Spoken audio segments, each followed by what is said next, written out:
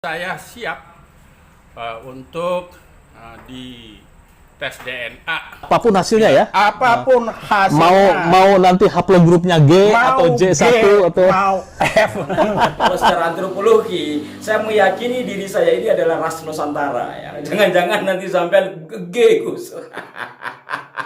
Kalau saya G malah alhamdulillah. Saya juga nanya ke Pak Yusuf, apakah ada dari kalangan habaib yang sudah mendaftar?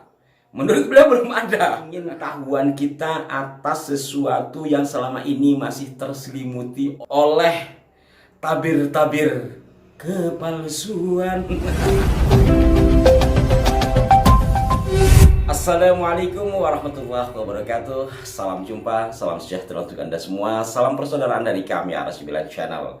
Saudara-saudaraku, kembali saya menyapa Anda. Dan tak lupa saya mengucapkan selamat merayakan Aidil Adha bagi Anda yang merayakan. Semoga kita semua senantiasa dalam lindungan Tuhan yang Maha Kuasa.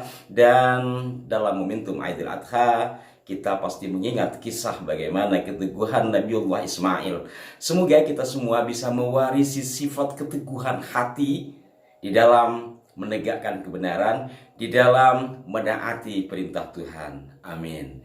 Sahabat-sahabatku, berbicara keteguhan hati atas seorang kiai NU di wilayah Banten yang beberapa waktu lalu kami tayangkan, di mana beliau ini selain mendukung kajian Kiai Haji Imaduddin Usman Al-Bantani, juga beliau mengatakan bahwa dirinya siap untuk tes DNA.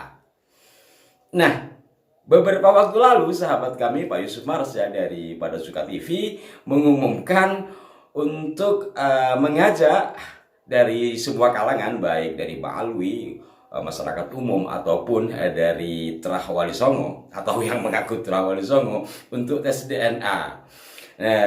Dan alhamdulillah ternyata Kiai Banten yang saat itu siap untuk tes DNA mendapatkan informasi tersebut, langsung beliau mendaftarkan diri dan Pak Yusuf Maras kemudian mewawancarainya. Beliau adalah Kiai Haji Rahmat Fadhani.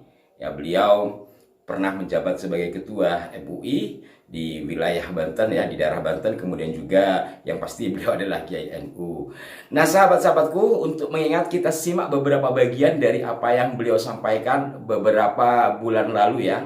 Dan saya siap untuk di tes DNA bila perlu, dan apapun hasilnya saya akan terima. Terima kasih.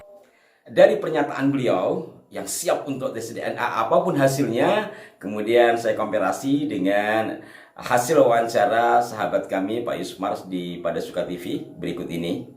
Saya Haji Rahmat Fadhani, alamat Kampung Lempuyang, Kecamatan Tanara, Kabupaten Serang, Banten. Saat ini saya berusia 67 tahun, jadi sudah tua. Ya, saya lebih tertarik ya kepada tes DNA ini. Iya. Dan konon katanya, karena saya belum mengalami, tes DNA ini akurasinya ya nggak bedanya seperti kita nelpon dari sini nelpon ke Amerika gitu ya. Dan bisa langsung kelihatan video call. Seperti itulah yang saya pahami tes DNA ini. Iya, baik. Jadi itulah. Apapun hasilnya ya. Apapun hasilnya. Mau nanti haplogrupnya G atau J1 atau mau F. Mau pelat G, mau pelat E, mau pelat O, itu nggak ada urusan. Nah, sahabat-sahabatku sekalian, dari konfirmasi saya terhadap Pak Yusuf, yang sebenarnya saya juga mendaftarkan diri. Tapi ternyata katanya sudah banyak yang mendaftar dan terbatas hanya 6 orang. Saya siapa tahu gitu kan, karena saya ini nggak jelas turunan siapa, yang pasti ya turunan ayah saya dari kakek saya. Maksudnya ketika berbicara haplogrup itu kira-kira haplogrup saya apa?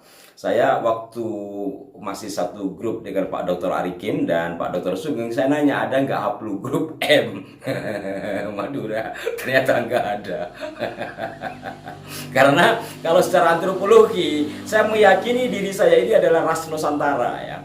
Ras Nusantara, rambut saya ini ikal ya, tidak lurus banget. Kemudian warna kulit saya ini membakdir coklat, bukan hitam ya, coklat. Sawo matang lah kalau istilah yang umum. Kemudian ya hidung saya juga nggak pesek, juga mancung juga enggak gitu. Terus waktu saya lahir, kata ibu saya, di belakang saya itu ada toh. Lah kalau secara antropologi yang saya tahu, yang saya baca ya, itu adalah tanda-tanda dari ras Nusantara. Maka barangkali ada pecahan dari haplogrup Nusantara ke M, ternyata nggak ada.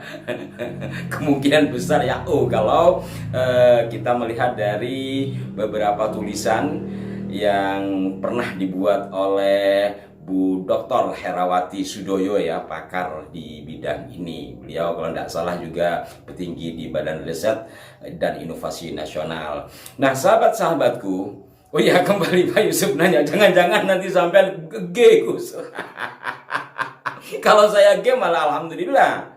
Artinya apa? Ini bisa menjadi, ini bukan bercanda ya. Ini artinya saya coba komparasi dengan hasil penelitian LWC Vandenberg ketika maraknya orang Hadramaut ke Nusantara. Ternyata menurut dia di wilayah Jawa Tengah lah kalau sekarang itu ada komunitas Arab Hadramaut itu yang menghilangkan data Arabnya sehingga dia seperti pribumi.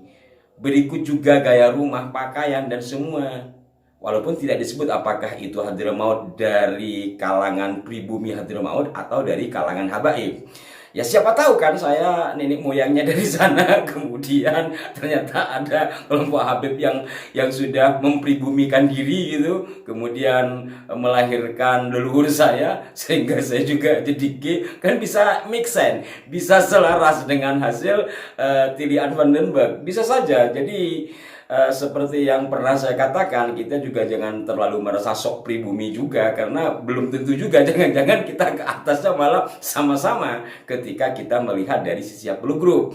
Tapi kalau dari secara antropologi yang saya baca, ya saya ras Nusantara gitu dari tanda-tanda fisik.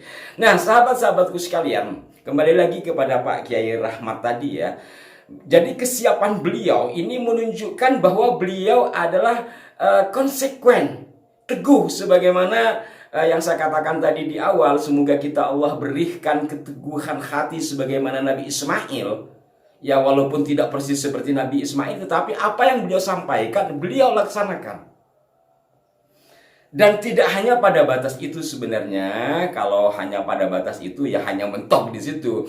Lebih dari itu adalah bagaimana kemudian terjadi pengembangan penelitian baik dari sisi tulisan yang kemudian dielaborasi dengan ilmu kekinian yang disebut DNA itu.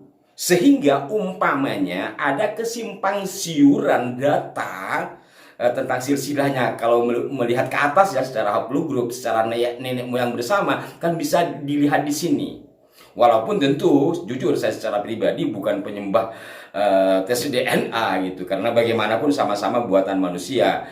Hanya saja bahwa ilmu tersebut sudah disepakati oleh para ahli. Kalau kemarin ada istilah sawaul aqdam terkait dengan nasab alwi, apakah dalam dunia medikal, dalam dunia sains itu tidak ada sawaul aqdam? Sama saja kan? Ketika para ahli mayoritas menyepakati, maka menurut hemat saya sawaul aqdam juga dalam konteks kekinian. Maka itu mudah-mudahan nanti dari yang diusahakan oleh sahabat kami Pak Yusuf Maros daripada Suka TV ini juga mengembangkan dan melahirkan penelitian lebih lanjut dari yang sudah dilakukan hari ini.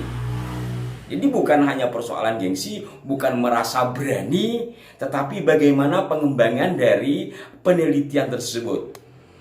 Nah, saya juga nanya ke Pak Yusuf, apakah ada dari kalangan habaib yang sudah mendaftar? Menurut beliau belum ada. Waduh. Ini jadi ingat Roma Irama. Kata Bang Haji kan mereka mengharamkan tes DNA, tidak mau tes DNA kan menambah kecurigaan, khawatir ketahuan siapa mereka ke atasnya. Walaupun sudah dibongkar sama Pak Dr. Sugeng. Nah, sahabat-sahabatku sekalian, jadi ketawa ya, kita biar enjoy lah, biar enjoy. Jangan ada ketegangan, jangan saling tantang menantang, jangan petantang petenteng ya. Kita enjoy di dalam menyikapi ini, karena ini adalah sebuah kajian. Kalau nggak enjoy nanti mumet, kemudian ya itu tadi ngajak berantem, kan nggak baik. Maka saya sarankan kepada Pak Yusuf Mahrez, gini aja Pak, apa Gus? Coba sampean kontak Habib Kribo, karena kawan saya ini juga sahib sama Habib Kribo ya. Iya ya, kira-kira mau nggak beliau? Coba aja, kalau memang yang lain belum ada yang mendaftar, siapa tahu Habib Kribo bersedia, sehingga dari sini setidaknya kalau hanya 6 orang mungkin nanti ada perwakilan dari bangsawan gitu ya. Seperti Pak Kiai tadi itu kan kasarnya itu dari perwakilan bangsawan lah gitu, bangsawan Banten ya, karena katanya beliau ke atas kan ke Arya Wangsakara, tapi kalau melihat runutannya katanya juga ke atasnya kan ke Syahidatul Kafi, artinya masih ada bersangkut paut dengan Wali Songo. Namun barangkali ada terah langsung yang Wali Songo, seperti umpamanya terah Sunan Derajat, atau mungkin terah yang lain ya, dari sunan-sunan yang lain yang seperti, kalau kenapa saya bilang derajat, karena derajat itu kan ada organisasinya, ada perwakilan dari sana, serta juga tentu alangkah eloknya kalau ada dari kalangan Baalwi. Demikianlah saudara-saudaraku, semoga perkembangan dari hari ke hari ini semakin menyadarkan kita, menumbuhkan keingintahuan kita atas sesuatu yang selama ini masih terselimuti oleh kabut, oleh tabir-tabir kepalsuan. Itu lagunya Rhoma Irama lagi ya. Saya masih kebawa oleh Bang Haji Rhoma Irama, karena ya bagaimanapun beliau adalah seorang yang pernah menjadi pembina di organisasi kami dan pernah hadir juga dalam acara kami. Kemudian di sisi lain beliau adalah seorang tokoh. Ketika beliau ikut juga membahas hal ini, sebagaimana yang beliau sampaikan adalah sebagai tanggung jawab moral, ini luar biasa. Dan semoga juga nanti dari petinggi-petinggi organisasi yang lain juga sama. Tujuannya adalah dalam konteks pelurusan sejarah, pelurusan nasab, serta tumbuh kembangnya keilmuan. Sebagai orang awam kayak saya itu senang apabila melihat ada orang cerdas-cerdas kemudian memberikan ilmunya. Demikian saudara-saudaraku, berikan kritik yang membangun, saran yang konstruktif kepada kami, dan mohon maaf jika ada kekeliruan. Sampai jumpa. Wassalamualaikum warahmatullahi wabarakatuh.